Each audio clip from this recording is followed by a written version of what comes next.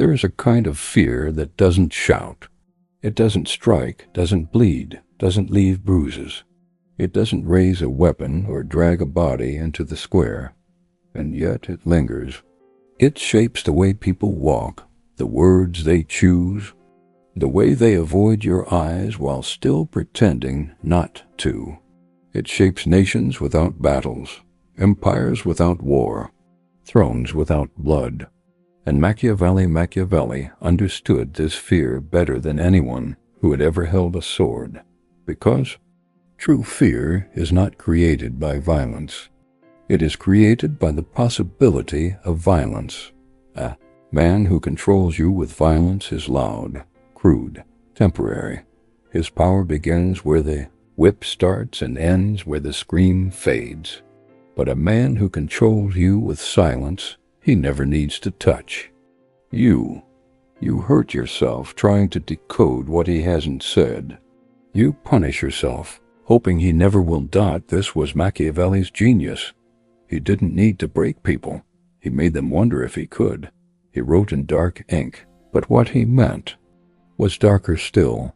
He advised princes not just on war or diplomacy, but on psychology, on illusion, on the weight of gesture.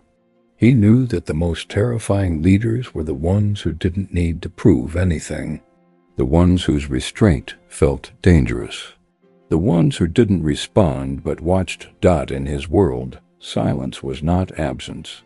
It was volume. The absence of an answer was itself an answer. The absence of a punishment was itself a warning. The absence of kindness was a blade, because people do not fear pain as much as they fear uncertainty. Violence is over in a moment, but the unknown, that can last a lifetime. And Machiavelli saw that the most efficient way to govern was not to hurt people. It was to make them hurt themselves, wondering what might happen if they stepped 1 inch too far. So he gave rulers a dangerous gift. He gave them the blueprint for invisible power. Not the kind that crushes, but the kind that watches.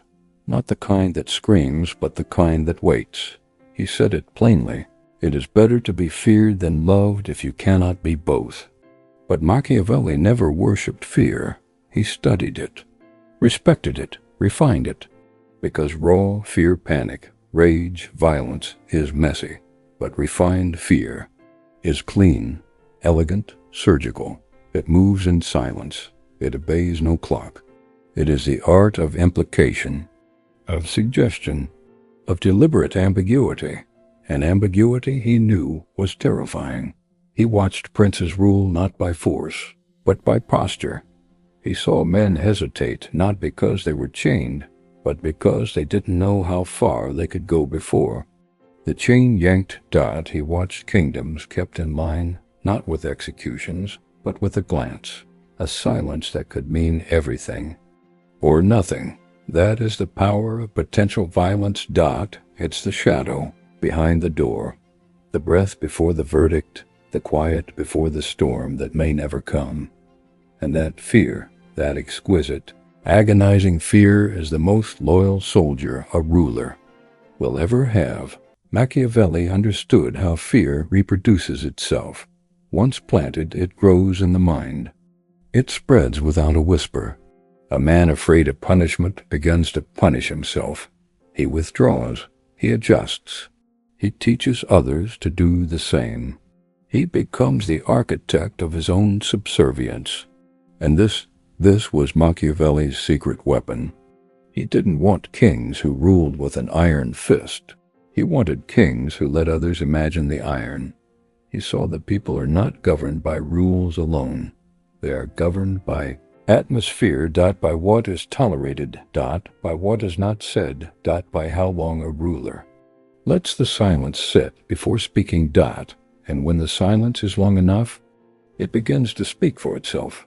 That's why Machiavelli told leaders not to punish too often, not to kill without purpose, because every act of violence erodes fear, makes it familiar, makes it survivable. But when violence is rare, strategic, it becomes holy, untouchable, mythic. and myths govern better than laws. He knew that fear works best when it does not touch everyone. Just a few at just the right moment. And the rest? Watch they see what happens when the ruler's patience runs out. They learn without being taught. They submit without being asked. Because when people see that punishment is possible, they begin to imagine it everywhere. A delayed letter becomes a warning. A cold smile becomes a sentence. A closed door becomes a prophecy. And so, the people watch themselves. They monitor their tone. They step lightly, not because someone is watching, but because someone might be. This is fear without violence. It is not absence of power. It is the evolution of power. It is the transformation of raw authority into presence. And presence is the one thing that cannot be faked. You either have it or you do not. And when you do, you don't need to scream. You don't need to punish. You don't need to hurt anyone. They hurt themselves for you because they've learned what you could do, even if you never have. And that, Machiavelli taught, is the highest form of control. Not through domination, but through design. Through the slow, calculated construction of a leader whose strength is not just in what he shows, but in what he withholds. Because fear, at its most sophisticated, is not brutal. It is quiet. It is cold. It is elegant. And it is more effective than any sword ever forged. He knew that once fear enters the bloodstream of a system, it doesn't need to be replenished with force. It becomes self-replicating. It grows in whispers, policies, glances exchanged across long tables. It lives in courtiers who second-guess. Hear every sentence, in guards who lock doors before they're told, in ministers who speak with nervous formality, even when there's no danger present. The fear lives in the air, and when the air changes, people adjust their breath to match it. Machiavelli didn't just want rulers to appear strong. He wanted them to feel unnecessary, because the highest form of power is not when the ruler acts. It's when the people act as if he would. That's when fear becomes culture. When it shapes architecture, ritual, etiquette, morality. When it shapes love and loyalty, not by demanding them, but by making people afraid of what it might mean to withhold them. He understood something modern psychology would echo centuries later.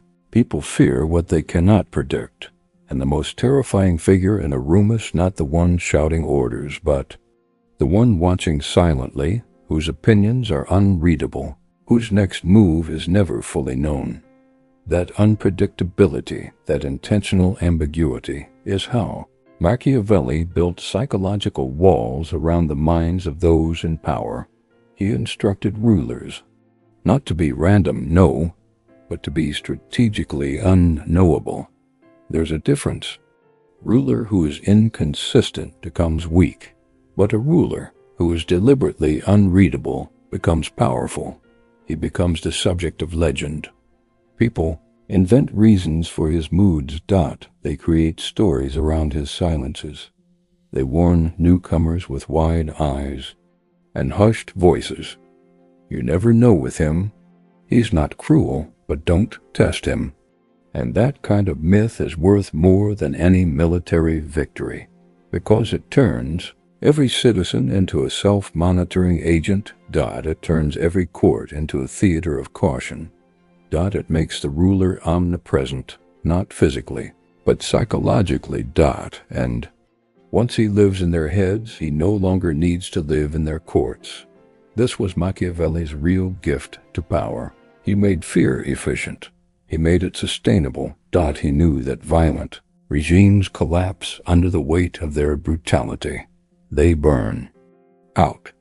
They breed enemies, but a regime ruled by perception can last generations. Because fear, when distributed carefully, doesn't provoke rebellion. It provokes adaptation. People don't want to fight what they don't fully understand. They want to survive it. They want to stay close to it, dot, and they begin to police each other to maintain the illusion of control. That when fear turns into infrastructure, dot, it builds cities without chains, dot, it draws borders inside minds, dot, it creates obedience that feels like choice. And that was Machiavelli's subtle cruelty. He made people feel as though they were choosing to serve. He showed rulers how to shape behavior not by decree, but by designing expectations. A ruler doesn't need to tell his people he is watching if they believe he might be. He doesn't need to kill disloyal men if they see that disloyalty never ends well. He doesn't need to exile any if people begin to exile themselves emotionally before they even displease him. And this self-regulation, this internalization of fear, it creates a kind of psychological empire. Machiavelli knew that power expressed too obviously begins to rot, dot, it invites challenge, but power that's hidden power, that is felt but not confirmed, is immune to rebellion. Because what can you rebel against if you can't even describe what you fear? He weaponized that confusion. He let leaders learn the art of the non-answer, he taught them how to speak without speaking, to promise nothing, but imply everything, and over time, that ambiguity becomes gospel. People build religions around the silence. They interpret the stillness like sacred text, and they obey not because they have been commanded, but because they're terrified of interpreting the ruler's silence incorrectly. This is not fear that bleeds, it is fear that organizes, it is the kind of fear that stands up straight in the morning, adjusts its cuffs, and goes to work, not because it is shackled, but because it has internalized the expectation of being watched. Machiavelli created the blueprint for this expectation. He told rulers not to seek love, not if it made them vulnerable. He told them not to be cruel unless cruelty was necessary and quick. He told them to be feared, but quietly, elegantly, in such a way that no one could ever say exactly why they were afraid. Only that they were, and when fear cannot be explained, it cannot be argued with, it just is, like air, like gravity, like law. And this was Machiavelli's brilliance. He didn't make fear into tyranny, he made it into an ecosystem, where rulers don't have to dominate, they only need to design, and people, terrified of breaking invisible rules, begin to create rituals of obedience. They bow when they don't have to. They ask for permission that was never denied. They wait longer than necessary for approval, and they call this loyalty, but it's not, it's fear, soft, slow, shapeless fear, the kind that has no origin and no cure, only a master, and that master never needs to raise his voice. But perhaps the most disturbing part of Machiavelli's legacy is this: his methods didn't just belong to rulers, they belonged to everyone, to every man, woman, or leader who has ever stood in a position to influence another, to every parent who could silence a child with a glance, to every teacher whose quiet disapproval hurt more than a punishment, to every partner who withheld affection. Not to punish, but to create imbalance, because Machiavelli didn't write a guide for tyrants. He wrote a mirror for the human condition. He exposed the psychology of dominance. He made visible what most of us practice in shadow: fear without violence, the art of ruling the mind without touching the body. It happens when you delay a reply to provoke insecurity, when you pause before answering a question just long enough to make someone second-guess themselves, when you speak softly, but your silence is louder than any scream. Machiavelli understood that tension is a kind of leash, and when you place someone on that leash, They begin to regulate themselves. They ask for less. They speak more carefully. They begin to perform for your approval. Not because you demanded it, but because you might. And so he built a model of power where fear was ambient, where people anticipated disappointment or it arrived, where the possibility of your wrath was more powerful than your wrath itself. That's what fear without violence becomes. Fog. Not a strike. A climate. Not an event. And in that climate, people rot themselves. You see it in modern relationships, where one partner becomes so carefully unreadable that the other twists themselves into apology. You see it in workplaces, where the boss who rarely speaks is more authority than the one who micromanages. It is the power of implication, of restraint, of suggestion, and it is everywhere. Because every human being, Machiavelli knew, wants control, but few want responsibility. Violence is loud. It can be recorded. Blamed. Resisted. Fear that never declares itself cannot be accused. It's invisible, but it changes everything. This is why Machiavelli admired rulership. Never had to lift a finger, because that meant the system itself, the minds of the people, had been trained. They no longer obeyed out of loyalty. They obeyed out of calculation. They weighed risks. They predicted outcomes. They asked themselves constantly, what would he do if I stepped out of line? And that question, what would he do? That is the throne. Because once that question lives inside a person's head, you own them. You don't have to surveil them. They will surveil themselves. You don't have to issue commands. They will preemptively obey. You don't have to punish. They will fear being punished enough to comply forever. This is the genius of psychological power, and it is darker, deeper, and more sustainable than any dictatorship ever was, because it builds internal prisons with no bars, only assumptions that you might strike, that you could disappoint, that you won't forgive, even if you never do anything at all. That's when people start to break for you. To beg without provocation. To flatter you without needing to stay silent about truth you never ask them to hide, because they are afraid of what you might do if they ever spoke freely. And once you've reached that point, you no longer need to be feared. You simply are, not as a person, but as a presence. This is not theoretical. It is not history. It is now. It is the lover who makes you question yourself, the friend who holds power over you through quiet judgment, the boss who never yells, but whose disappointment ruins your week. The spiritual leader who never condemns you, but makes you wonder whether heaven has closed its doors. That is fear without violence. It is a system, not an act, a temperature, not a weapon. And once it settles into a group, a family, a company, a church, a nation, it rarely leaves, because no one wants to be the first. Stop pretending. So everyone keeps whispering. Everyone keeps avoiding. Everyone keeps apologizing for sins that were never confessed, because somewhere in the room, in the air, they still feel it, that quiet eye watching, that invisible judgment, that unsaid threat.